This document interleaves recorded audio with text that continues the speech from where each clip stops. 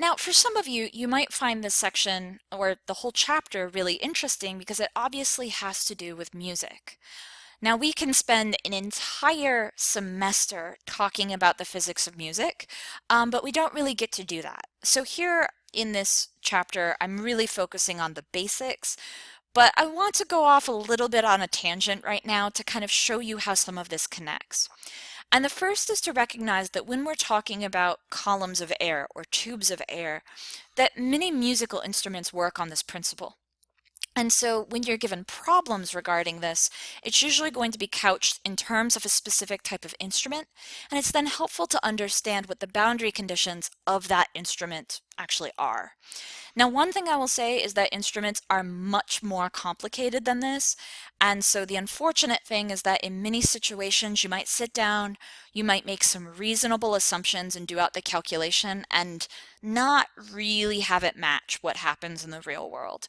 So again, we're talking here about kind of the starting point, and we could do a number of approximations and adjustments to our equations that would make it match much better, but we just aren't going to go into that. So if we think about some instruments that are basically just tubes of air, the first one you might think about is a transverse flute.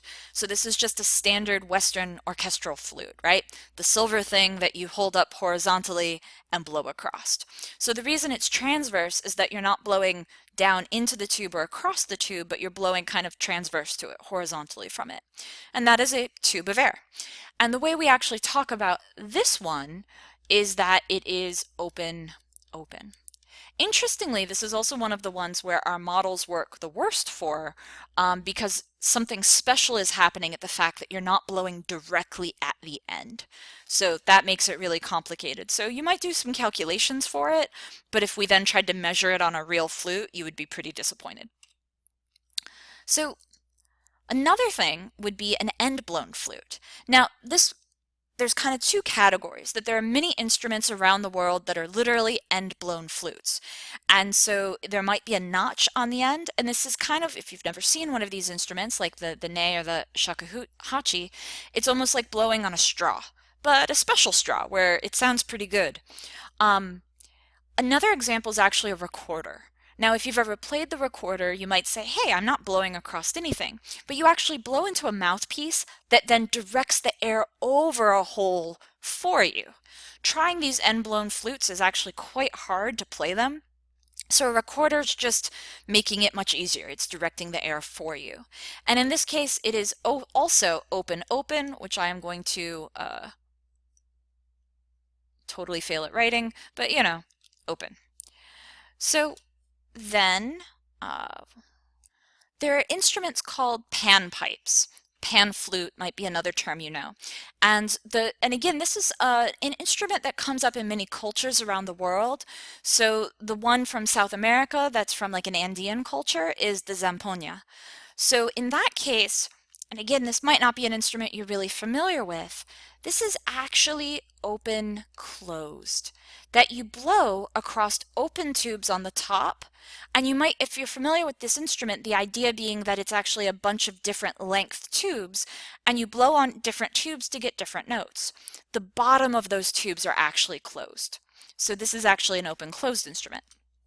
Different lengths of tubes, different notes. And if you blow really hard, you can actually start to get harmonics, but typically when you blow, you're getting the fundamental. So another category of air column instruments are reed instruments. So clarinet, oboe, saxophone, again, these are all Western orchestral instruments, but there's going to be examples from around the world. So now in this case, there's a buzzing sound that's made over the, by blowing past that reed. And the length of the tube then is controlling which of the noises from that buzz are actually kind of amplified through resonance. But this is also going to be an open-closed instrument. The air can't freely move at the reed, and if you've never played a reed instrument, it's actually really hard to blow through it. I know I've tried before back in the day when I was in band, and just like putting a clarinet in your mouth and trying to blow is surprisingly hard. So it's an open-closed instrument. It's closed at the mouth, but it's open at the other end. So we know that again, the spectrum of standing waves that we get are going to not look the same, for instance, for a flute and a clarinet, which could be part of the reason why the flute sounds better than the clarinet. Then we have brass instruments. Now again, there's a buzzing at the lips that the body of the instrument then is turning into a better sounding sound, ideally. So this is also going to be open-closed. The air cannot freely move at one end, the end that your mouth is at, but it can pretty freely move at the other one. So open-closed. Those are all of our air ones, but obviously there are many other types of instruments. So we've talked about standing waves on strings, and obviously many instruments use strings. There are guitars and many guitar-like instruments around the world. The sitar is one that if you saw it, you might go, oh yeah, it's kind of like a guitar, and that it's a string. It's a stringed instrument that you pluck. One of the interesting things about the sitar is that you don't pluck all of the strings on it. Many of the strings basically just vibrate based on being excited by the motion of other strings.